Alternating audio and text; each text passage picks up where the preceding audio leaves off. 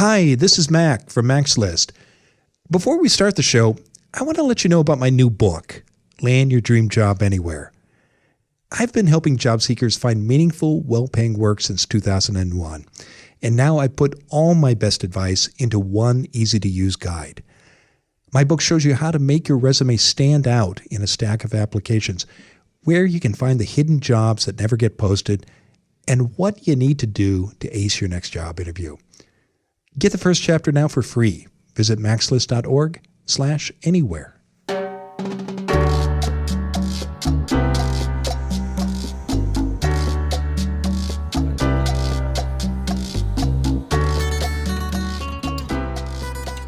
This is Find Your Dream Job, the podcast that helps you get hired, have the career you want, and make a difference in life.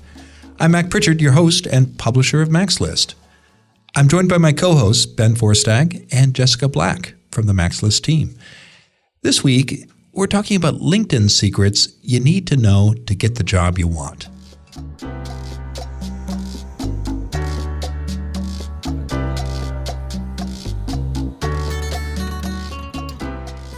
At the end of 2016, LinkedIn had 476 million members. As a listener of this show, the odds are good that you're one of them. Setting up your LinkedIn profile, however, is just the first step. To make the most of LinkedIn, you need to know how successful people use it. Our guest expert this week is Meg Guiseppi, and she knows all about LinkedIn.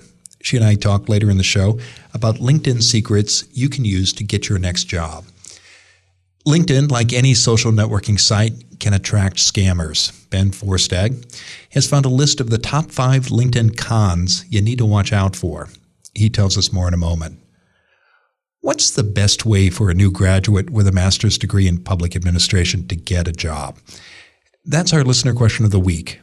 It comes from Kelly Matthews in Boston, Massachusetts. Jessica Black offers her advice shortly.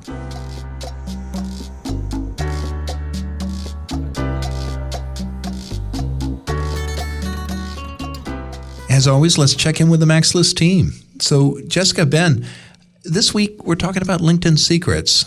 These are those hacks, tricks, and shortcuts that make us stand out on LinkedIn and help us get that next job. Do you too have a LinkedIn secret you want to share on the air? Well, I will share my quote secret because it's not something that I discovered on my own. Okay. It was actually something that was shared previously on our podcast by our guest was Arnie Ferdig. And I think this was back in one of the episodes in the teens, somewhere there. He's the job hunter. He operates actually out of Boston, where our listener question comes from this week. Absolutely. So the best piece of advice I got from that show was to put your contact information in the first line of your summary, because one of the ways LinkedIn operates is by encouraging you to upgrade to their premium service so that you have an easier way of contacting folks. And so it's not easy to find people's email addresses unless you've upgraded or you're already in contact with them. The way to get around that is just to put your name and email information or phone number, if you want to do that, right in the first line of your summary. And that way it's really easy for anyone who looks at your profile to know how to get in contact with you outside of the LinkedIn platform. And I think was a great idea when I heard it. It was kind of one of these like, oh my, why am I not doing that? And as soon as I made that change, for good or ill, I started getting more people reaching out to me outside of LinkedIn, which for me and my everyday workflow is much easier. That's a great tip. Yeah, I like that tip a lot because, obviously the three of us use LinkedIn every day. But can you imagine if you sent out a resume and didn't include your email address or your postal address or a phone number, and you just hope that somehow people could track you down? And while LinkedIn isn't a resume, it does so much more. You want to make it easy for people to find you and connect with you. How about you, Jessica? What are some of your secrets? Yeah, well, also not necessarily secrets, quote unquote secrets, but I think hacks and tricks are fine. Hacks and tricks, just tips. I would call this a tip. Connecting with people. I think that I know for me with Facebook, I'm really selective with who I become friends with because I won't become friends with just anybody. Sure. One day you'll friend me, right? We are already friends on Facebook. But with LinkedIn, it's a little bit different. It's sort of you can connect right upon meeting someone, or even if you are sort of vaguely connected, and it's completely acceptable and actually encouraged. And so I think that was a big revelation for me in my early LinkedIn days. I sort of used it in that way of Facebook of being very selective with who I was connected to. And after I started just connecting with a lot of people that I've met over the years, worked with, even if it wasn't directly worked with, but in the same company, that sort of thing, I think that really helps a lot. Those are great tips, and I expect Meg will touch on those too, because I know one thing I've seen her write about is the people who just set up a very simple LinkedIn page and then they just assume they're done and they never come back. Yeah. And yeah. Yeah. One more thing is that, again, I learned sort of later in my LinkedIn life is to ask to be recommended for the work that you've done, and then recommend other people, not just receive them, but also give them. I think that helps you rank a little bit. I don't know all the details of the ranking process, but I think that's part of the completion of your profile as well. And it really does help. No, you're absolutely right. I've read that the algorithm that LinkedIn uses for ranking, you will rise higher if people do exactly what you're suggesting, which is complete that profile. And Yelp is so popular for that reason of other people being able to read quote unquote reviews. And it's almost that same idea of having someone else sort of speak highly to you, that you don't have to do the traditional reference process. You can kind of see that as a blanket statement there. Yeah, that's a great point as well, Jessica, because I know, many of us today when we shop online, the first thing we do is check the reviews. Yeah, absolutely. And employers and hiring managers do the same thing when they go on LinkedIn to check out candidates. So those are great tips and secrets. And, mine is something I already touched on. And it may seem obvious, but it's check LinkedIn regularly. I go to it every day, at least once a day. So do I. And the reason that benefits you when you're either your career or when you're job hunting is you never know who might send you a message or send you an invitation. And I'm always surprised when I send out LinkedIn invites, how many people I don't hear from for, say, 2 or 3 or 6 months, and then they've accepted my invite. And I suspect it's because they're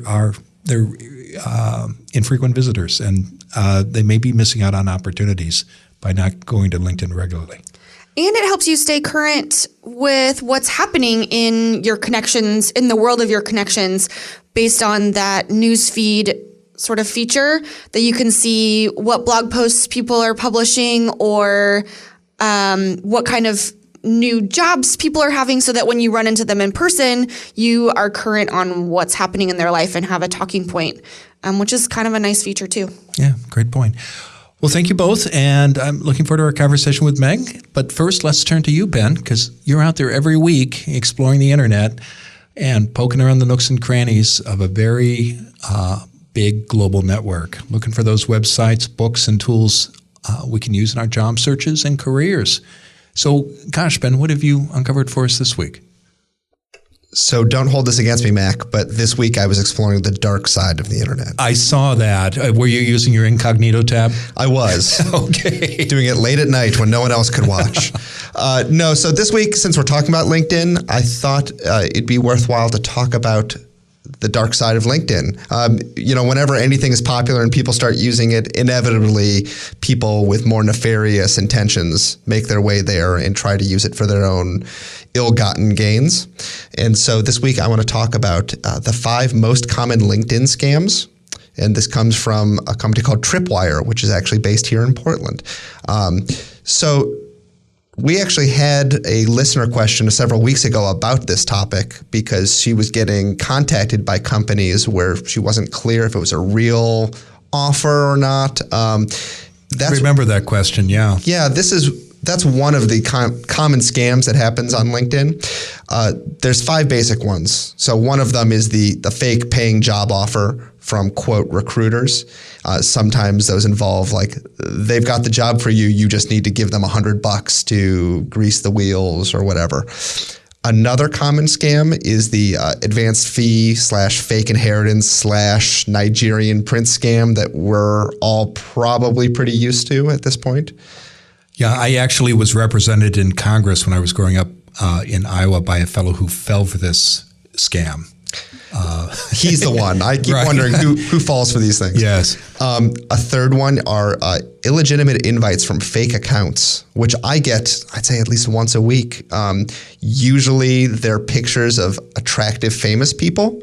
And for some reason, also the first name is always written in all caps. That's one of the giveaways that these are fake accounts.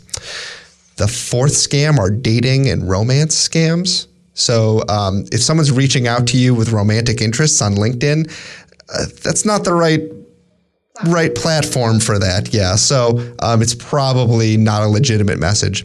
And the fifth one is something I'd never heard of before, but they're called spear phishing and whaling attacks. I saw this on the list, so I was intrigued. Tell us more about this, Ben. So this is basically they're just shooting you a message, and all they want to know is if you reply. Because if you reply, it means this is a real account with a real human being on the other end. And what they do is they take whatever information they have about you and they throw it into a database and says this is a real live account with a real person on the other end of it. You see this a lot in emails as well, where they send you an email and all they're looking for is for you to reply with anything, which just shows them that this is not some junk email account that no one checks. There's a real person there, and so now we can market things to them later on in the future. So the blog post that I have today goes into all of these topics ad nauseum. And I suggest you spend a little time just looking through these because no one wants to be the sucker who falls for one of these scams. Again, it's called A Guide on 5 Common LinkedIn Scams, and it's available from tripwire.com, and we will have the URL in the show notes. Okay. Well, thanks, Ben. If you've got a suggestion for Ben, he would love to hear from you. Please write him, and we may share your idea on the show. His address is easy to remember. It's ben@maxlist.org.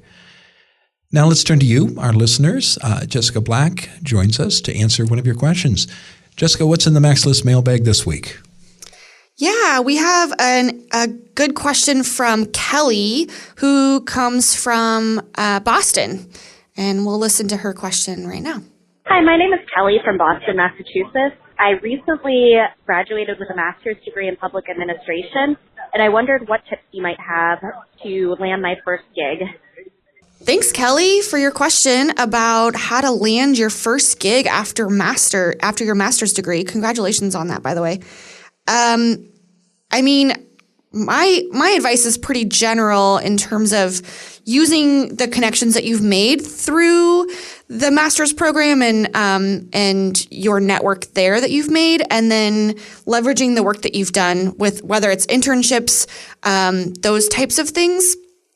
I don't have anything directly related to a public administration degree, but maybe Mac, you could weigh in a little bit on that. Sure, happy to. In fact, I have a master's in public administration. That's why I asked, yeah. Okay.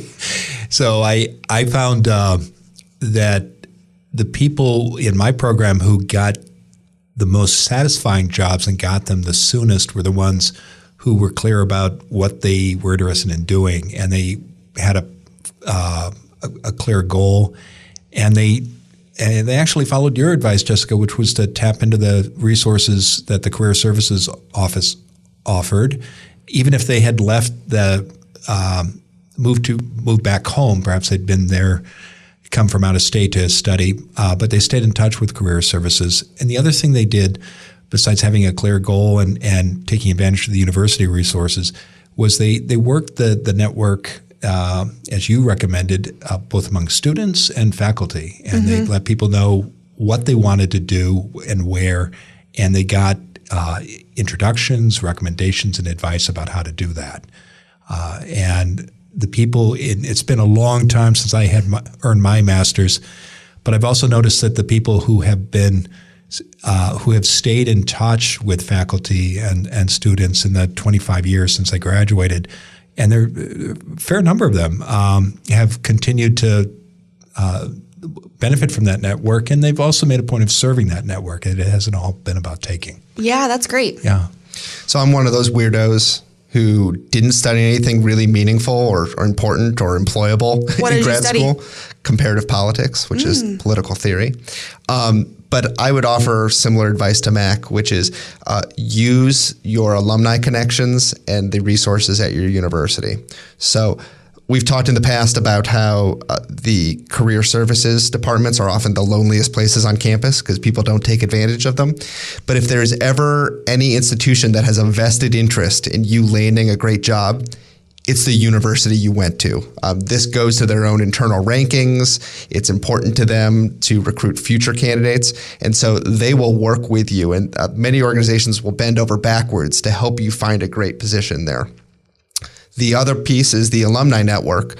There's been consistently proven data that you have something like a 25% greater chance of getting a job if you share an alumni connection with the employer. So alumni networks work, they matter, and it's just further proof that you don't need to have a strong connection with anyone. It could be the thinnest of threads. You both went to the same school, separated by 40 years, but that's enough to get your foot in the door often. Yeah. Yeah, great advice. And alums love to hear. I've found when I've reached out to graduates, they love to hear from people who were at the same institution. So Yeah, I agree. okay. So any Iowa Hawkeyes should give you a call. They should. And coincidentally, I had an email from somebody who this week who was an Iowa grad, and I would have responded anyway, but I made a point of noting the connection. Nice. Great. Well, thank you both, and thank you, Kelly, for the question. If you have a question for Jessica, please write her. Her email address is jessica@maxlist.org, or call our listener line. That number is area code 716-JOB-TALK. That's 716-562-8255. If we use your question on the show, we'll send you a copy of our new book, Land Your Dream Job Anywhere. And we'll be sending Kelly's out this week. So we look forward to hearing from you, and we'll be back in a moment. And when we return, I'll talk with this week's guest expert, Meg Guiseppi, about LinkedIn secrets every job seeker needs to know. Most people struggle with job hunting. The reason is simple. Most of us learn the nuts and bolts of looking for work by trial and error. That's why I produce this podcast, to help you master the skills you need to find a great job. It's also why I wrote my new book, Land Your Dream Job Anywhere. For 15 years at MaxList, I've helped people in Portland, Oregon find meaningful, well-paying, and rewarding jobs that they love. Now, I put all of my job hunting secrets in one book that can help you no matter where you live. You'll learn how to get clear about your career goals, find hidden jobs that never get posted, and ace your next job interview.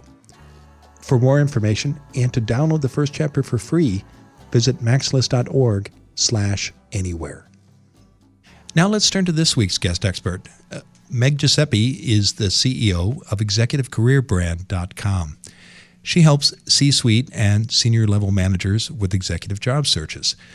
Meg also blogs at job-hunt.org and is the author of several books, including 23 Ways You Sabotage Your Executive Job Search and How Your Brand Will Help You Land. She joins us today from Sussex County, New Jersey. Meg, thanks for being on the show. Oh, I'm delighted to do this, Mac. Thanks so much for inviting me. Yeah, it's a pleasure. And you do so much great work, but I've been especially impressed by your work on LinkedIn. And LinkedIn is one of our favorite topics at MaxList. And so it's a pleasure to have an expert who can share some of your best LinkedIn secrets. First, let's cover the basics, Meg. We see a lot of people, set up a simple LinkedIn profile and then never return. Why is this build it and forget it approach a problem? It's a problem for a number of reasons. First of all, the impression that it would make on someone who would be assessing you for a job or to do business with you. LinkedIn is known to be, an important tool for job search and for career management. And if you're in a job search and you're not If you don't have a strong, robust presence on LinkedIn and you're not active there using the various features, you're going to look like you're not social media savvy and that you're out of touch with the new world of work. And that can be something, a deciding factor in whether or not you're considered a candidate of interest to them. So you really do need to, be active with LinkedIn and use all that it has to offer. Now, I know that when you work with people who are updating their LinkedIn page, you encourage them to think about the employers, the specific companies or hiring managers they want to reach. Why is it important to have that a strategy like that in mind, Meg? That's a critical first step, really, in writing the content for any of your personal marketing materials. Be it your LinkedIn profile, your resume, or your bio, or any of those things. You need to provide the information that they're going to be looking for. And the only way that you can really do that is by narrowing your search to, a good number of, let's say, 10 to 15 employers who you find will be a mutual good fit for you. That you'll be a good fit for them, they'll be a good fit for you. They'll help bring you the career fulfillment that you're looking for. So it's really about then targeting those a number of employers and then researching them to find out specific needs that they have right now that you're going to be uniquely qualified to help them with, and also to find out what skills and qualifications of yours are going to be important to them. Then with that kind of knowledge, you can start building content that's going to resonate with them, and that's really what it's all about. And also something to think about is that you want to make it as easy as possible for these people assessing you to find out what it is you want them to know, you need them to know about you. So you can only do that by learning about those companies that you might want to work for. So if you start with that kind of a basis, then you'll also know how to define and build your personal brand so that you can pull together, the hard skills or areas of expertise of yours along with your softer skills or people type skills, and blending those together so that you can really tell a good story about yourself. So don't simply repost your resume. Think strategically about the 10 or 15 or 20 companies or employers where you want to work and what matters to those people, and construct your content around that. What about showing your personality on LinkedIn, Meg? What are some of the advantages of doing that? Well, for one thing, what you really need to do in job search is differentiate the value that you offer. So by not being afraid to show a little bit of your personality in that content on your LinkedIn profile, that alone, or that in itself, I should say, will help to differentiate you, because a lot of job seekers still are not doing that. They, I think maybe they don't give themselves permission to be able to speak about their personality in some regard. You don't want to go over the top with it, of course, but doing that helps people connect with you better, get a feel for the, kind of person you are to work with, how you're able to get things done, and maybe be able to picture you a little bit better on the job. So it's very helpful information. And another thing, too, is that, think about these people who are assessing people, and they're looking at their LinkedIn profiles and resumes, and it can be pretty boring stuff. If you can write in more interesting content, that will help to make people want to meet you, maybe call you in for an interview. So it does nothing but help. Are there examples that come to mind of that you've seen with your clients who've done things that have made their personalities stand out on their LinkedIn pages? Actually, I went back and looked and pulled a paragraph from a client of mine's LinkedIn profile summary section, and I think he probably won't mind, and I don't know if you can identify him from it. But he is a finance management executive. So here is just one short paragraph. Having a passion for the performing arts and 20 years experience acting and producing makes me a unique financial advisor with a creative side. A diplomatic servant leader, I know how to strike a balance between the free thinking process and organization and structure. You really get a sense just from that brief paragraph of something that's very interesting about this fellow. Yeah, and that could become a topic of conversation. This, acting and producing, that makes him a more interesting candidate. Yeah, terrific. Well, we've talked about some of the strategic choices that people should consider making. Now, let's switch to tactical topics. What are when you think about LinkedIn has so many different options, and having a complete profile we know is important. Let's go through some of those features. There are some sections that aren't used very often. One that comes to mind are organizations or honors and awards. How can using a section like that help someone?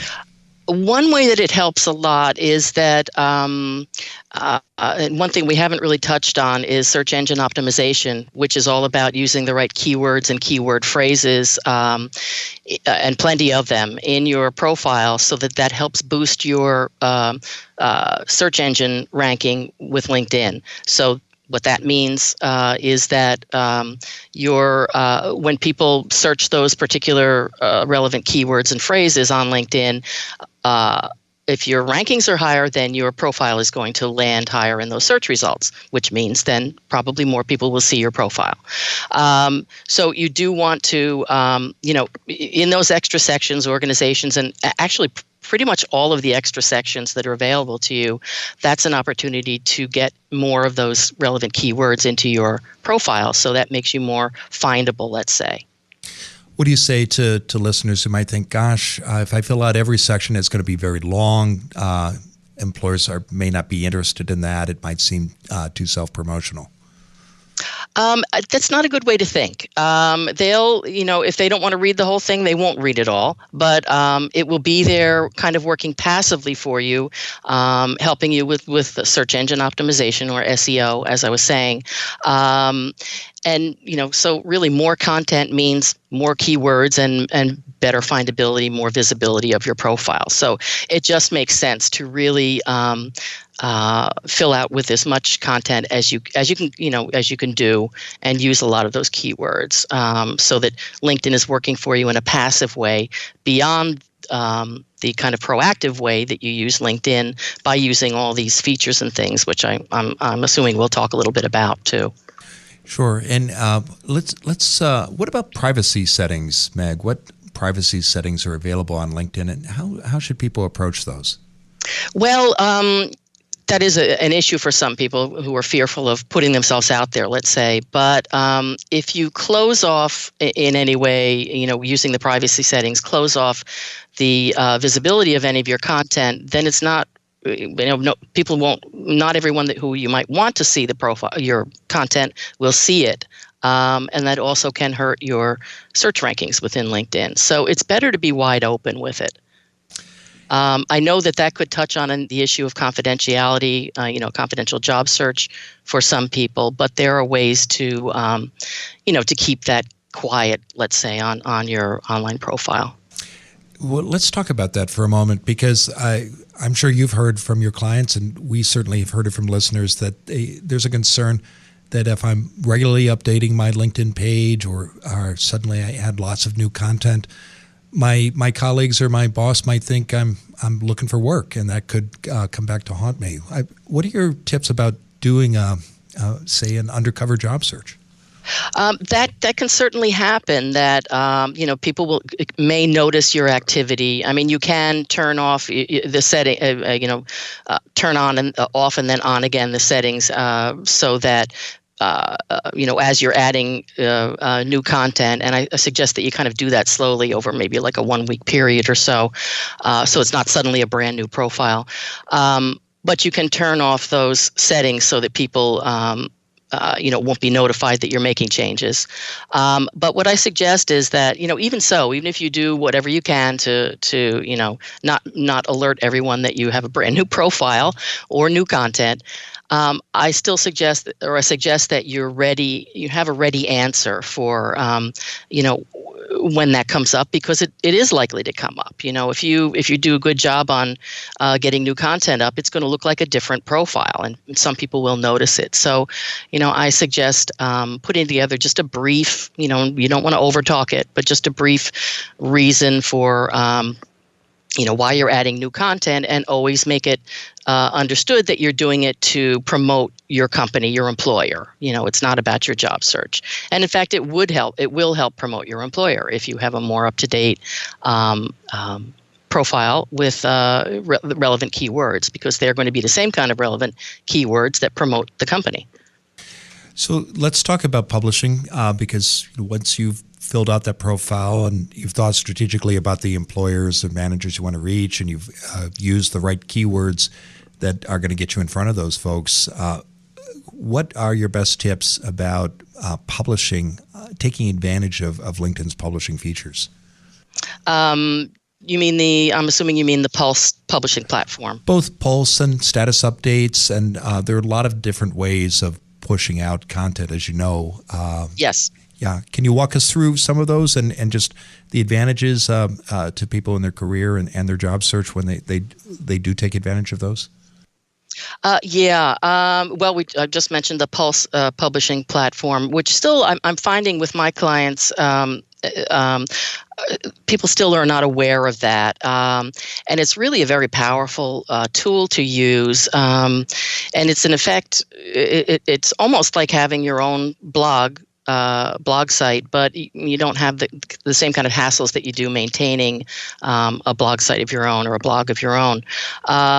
And what that helps you do whenever you publish content online, and with the Pulse platform, that would be articles about your areas of expertise. You would write articles about those particular areas.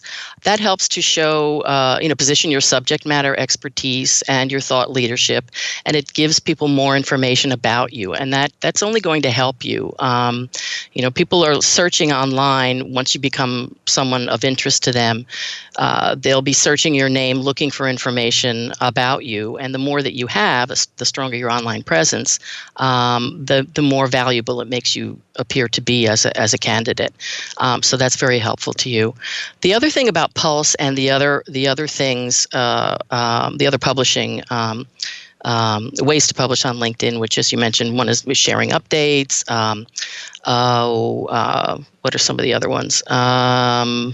Anyway, those two, and then the other ways that you can, is that you're staying top of mind with your network, which is an important thing to make sure that's part of your job search strategy, is to remind people of the value that you offer, about what your brand is about, so that when leads and opportunities come their way, they'll think of you and hopefully connect you with that opportunity. So that you're doing that kind of in a gentle way, along with reaching out to people one-on-one and networking with them. But using these publishing opportunities is kind of a gentler way. It's not as harsh for maybe some people who have difficulty with that. And let's talk about connections. What's your best advice, Meg, about how assertive people should be in reaching out to others and connecting on LinkedIn? And how should they handle unsolicited connection invitations from people they may not know? Well, the 500 and over, having 500 and over connections is kind of a magic number on LinkedIn. Once you reach that threshold and have 500 or more, it is said that your search rankings within LinkedIn are boosted higher. So, that would be a good number to try to reach. I don't know how many of us know 500 people. That's probably rare.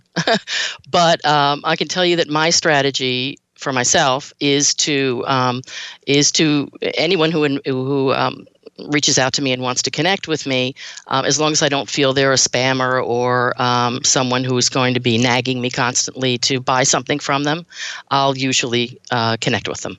And then the idea too is that the more connections you have, the wider you've cast your networking net, leaving yourself open to more potential leads and opportunities. So that just kind of makes sense. To expand that beyond just the people that you really know well. Great. Well, thanks, Meg. That's excellent advice. Tell us what's coming up next for you. Well, I think you kindly mentioned that I'm the personal branding expert over at job-hunt.org. So, and I'm actually celebrating my 10th year doing that this year. Terrific. Congratulations. Thank you. And I love doing that. It's another powerful site like yours is. So I continue writing articles for that site. I've just, and thank you also for mentioning my ebooks. I did just update all 3 of my ebooks, so they're, they have relevant and current information for 2017. And I'm working on a third. I've just started working on a third, even more comprehensive job search guide that I've tentatively titled "Think Like a Professional Job Search and Personal Branding Strategist," something like that. So coming from, I want to work people through the way I approach this when I work with clients. Terrific.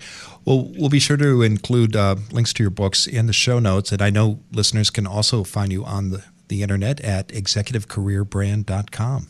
So, Meg, thanks for being on the show today. Oh, thanks so much, Mac. You're welcome.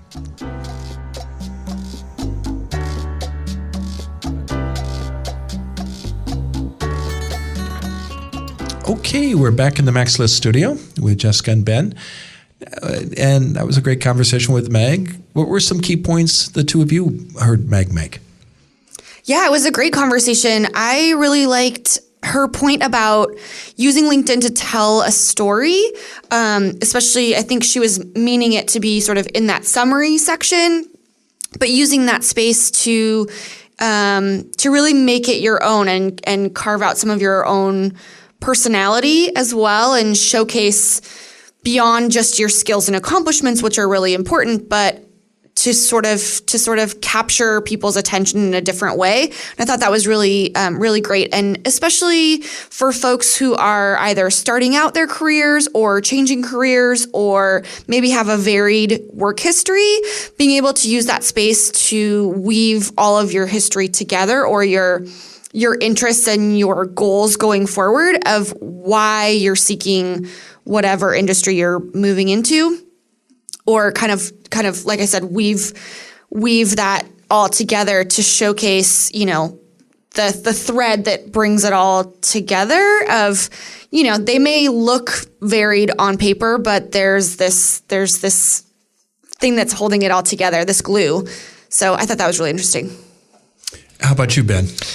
I liked her emphasis on using LinkedIn as a publishing platform, which I find myself now when I go to LinkedIn every morning, at least once I click on an article and read through what someone else has posted. And I think what separates an influencer or someone who stands out in their profession is the willingness to kind of take the time to share their thoughts in a meaningful, cohesive, interesting way. And it resonates with me, certainly. And it's probably something I should be doing more of myself on LinkedIn. Yeah, I do think publishing helps, as Meg said, with your LinkedIn rankings. And while we didn't talk about this, I know many of the people I chat with about LinkedIn have this hope that if they put a profile up, all they have to do is sit back and wait for the recruiter or the hiring manager to find them. And people do get contacted by hiring managers or recruiters because of LinkedIn. It doesn't happen often, but the people I know who do get contacted are doing things like publishing. But they're also telling a story, as you pointed out, Jessica. It's not a resume. It's a spot online where you can describe what you do professionally and why it matters and what you offer others. Yeah, and really honing in on your brand. I think that what you're saying, Ben, is really important of adding to your content expertise and just demonstrating that on a regular basis is really great. Yeah. Well, great. Well, thank you both. And thank you, Meg, for joining us this week. And thank you, our listeners, for downloading today's episode of Find Your Dream Job. If you like what you hear, please sign up for our free weekly newsletter. In every issue, we give you the key points of that week's show. We also include links to all the resources mentioned, and you get a transcript of the full episode. If you subscribe to the newsletter now, we'll send you our job seeker checklist. And in one easy-to-use file, we show you all the steps you need to take to find a great job. So get your free newsletter and checklist today. Go to maxlist.org/podcast. And join us next Wednesday when our special guest will be Christina Canters. She'll give us tips for how you can best explain what you do for a living. Until next time, thanks for letting us help you find your dream job.